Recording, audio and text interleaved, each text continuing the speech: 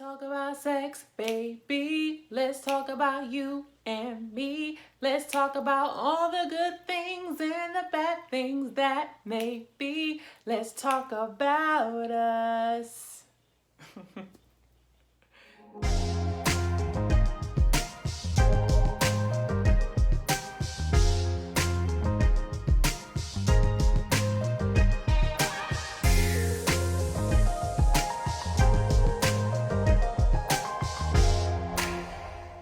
So today, guys, I want to get into the topic of sex. Let us talk about the bedroom, people. It is something that we are all familiar with. It's something that majority of the world is involved with in one form or another, but it's also one of the biggest things that causes a lot of confusion and causes a lot of abuse and misrepresentation. And it's also a thing that I feel like the church doesn't really want to touch on. So I'm not sure why, because the church will readily agree that God created sex, but yet the majority of the time we're experimenting, learning, being educated on sex through the world and through secular means. And so I think it's time for us to let's go back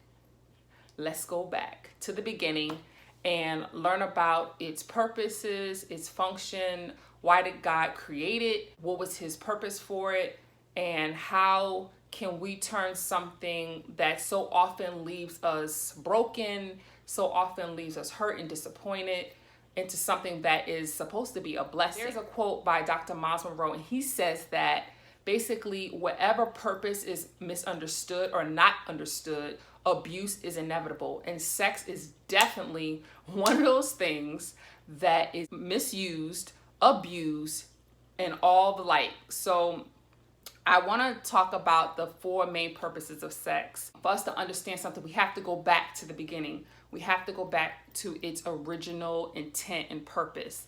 And the first two things that I want to discuss, I actually want to combine them, and that is to be fruitful and multiply.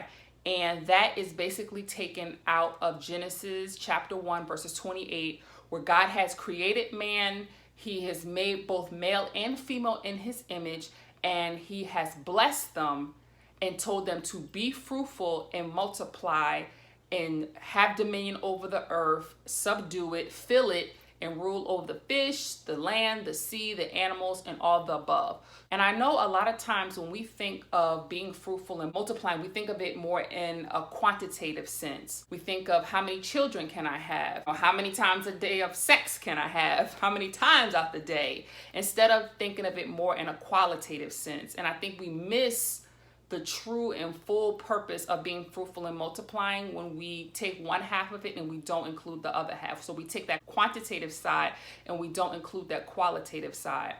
And there's nothing wrong with being fruitful and multiplying on a literal sense, a physical sense. At the time, there was only one man and one woman. So God is like, I need you to fill the earth.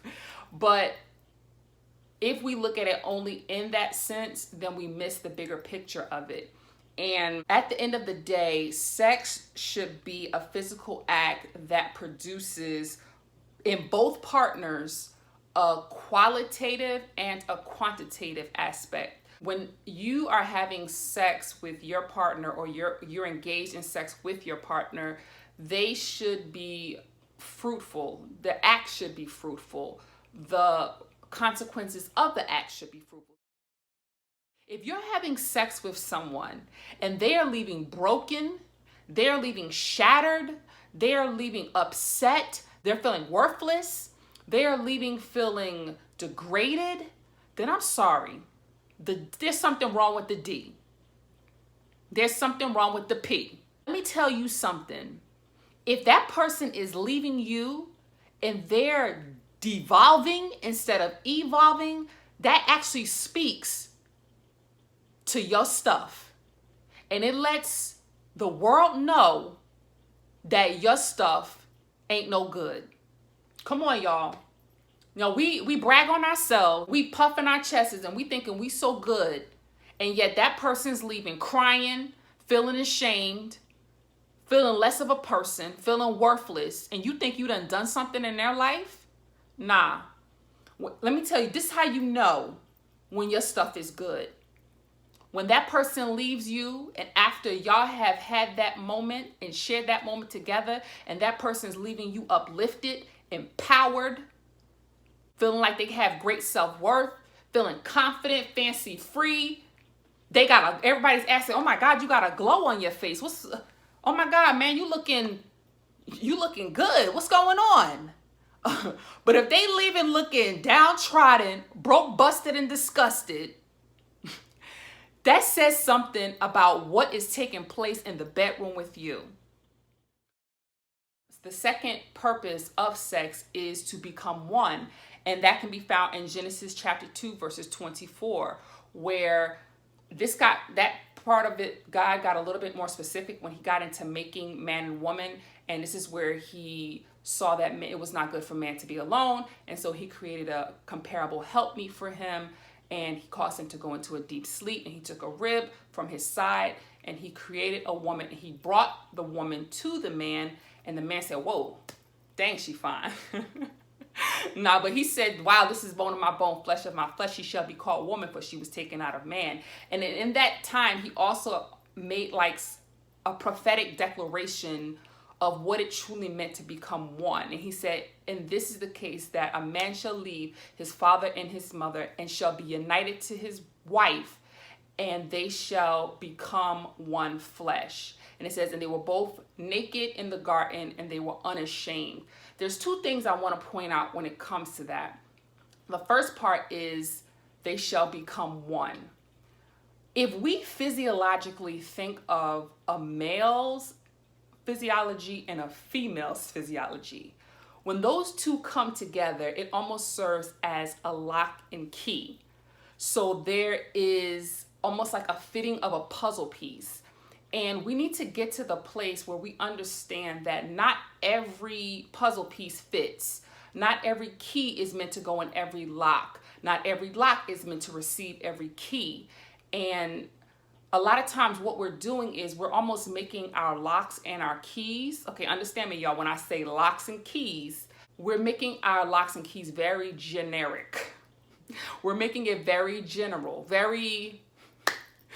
This is like the master key and the master lock. Like it's going up in everything and it's unlocking, trying to unlock everything. And maybe for keys, literal keys, that might work, but not for human beings. And a lot of times what we're doing is we're putting the wrong keys into the wrong locks, and we're opening a world of trouble. So you know, sometimes you think, man, you're with someone, you're messing around with that person, and you get sexually involved with that person. All of a sudden, you're dealing with a lot of the things that they're dealing with. You're dealing with a lot of the emotions and the spiritual things that they're dealing with, and a lot of their energy, and you're getting a lot of their bad vibes and bad energy. It's because you've opened a door that should not have been opened. And we need to start becoming more selective in which key and which locks are going into each other. Because y'all, not everyone is made for everyone. We all know that. Just because, even if that person's a quote unquote good person, it doesn't mean that they're the right person for you. And we need to start understanding the difference between what is good and what is right. And you will know, because when the right key and lock come together, it's going to open a door of blessings. When the wrong key and lock come together, it's going to open the door to curses. And the second thing I wanted to point out within that verse was that it said that the man and woman were both naked, and yet they were not ashamed.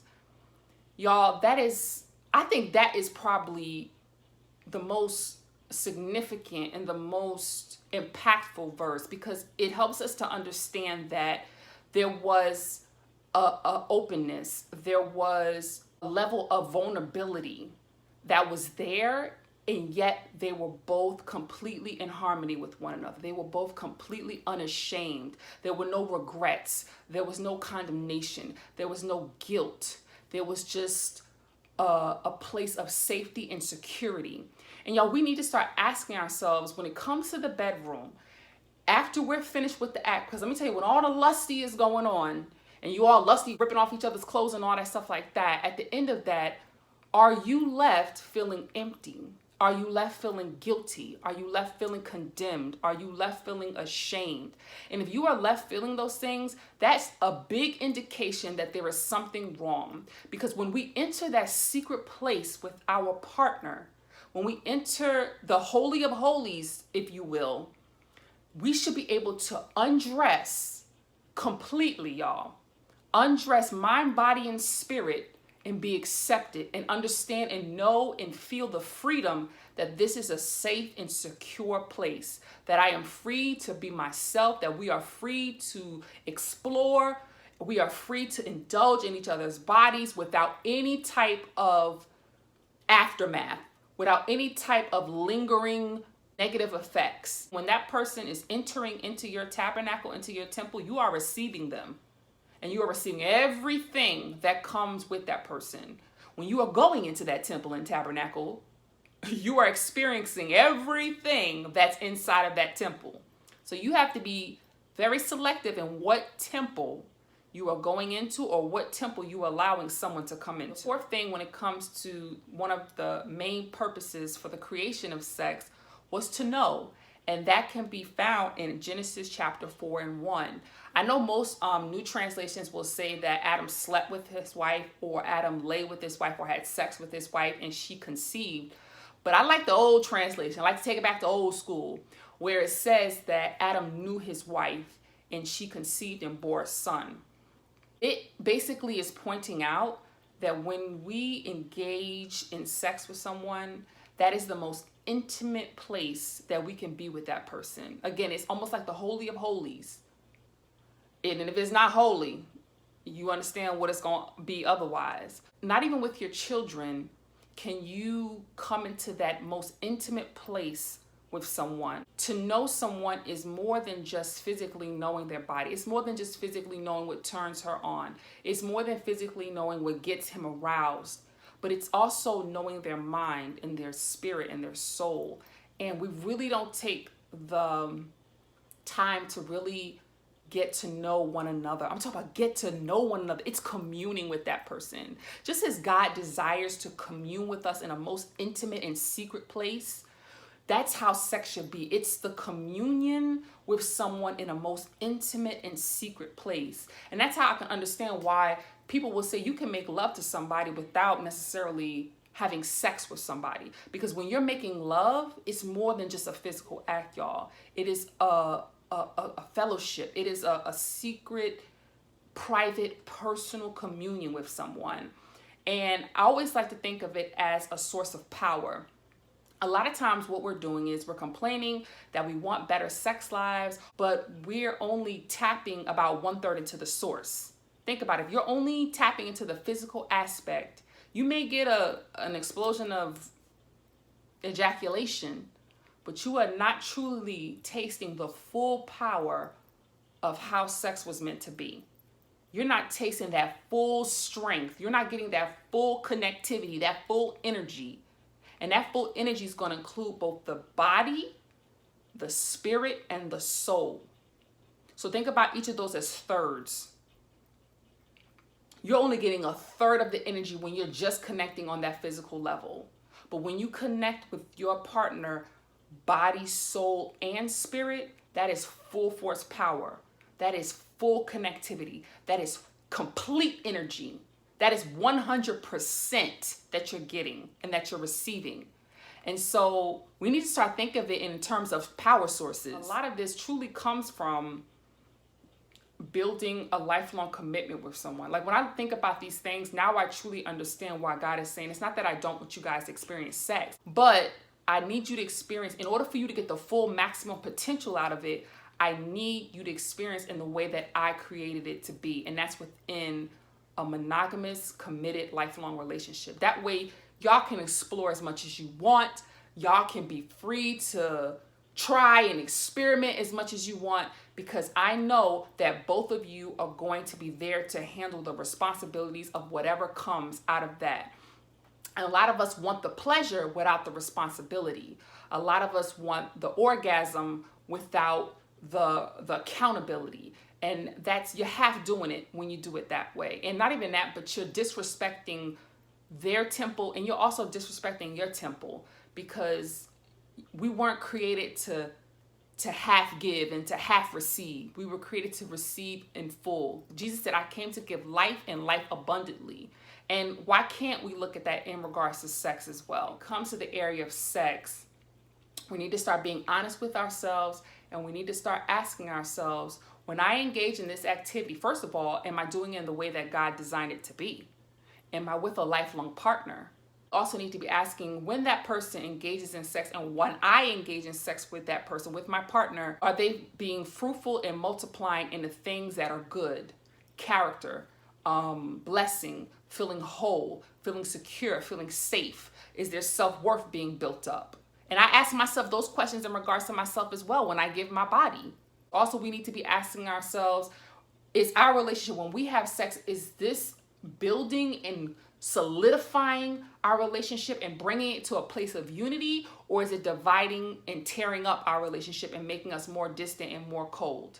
And that, again, that's, if we're not connecting on all three levels, on the full level of man, then we're not going to experience the things that we need to experience when it comes to that area. And so, y'all, we need to make this less about self-gratification, because it seems like all of us are in it to get what I can get out of it. But you're not realizing when you pour of yourself and you give of yourself freely to the person that God has for you, to the person that's right for you, and they pour and they give of themselves freely, everybody's getting blessed. Everybody's getting abundance. Everybody's getting poured into.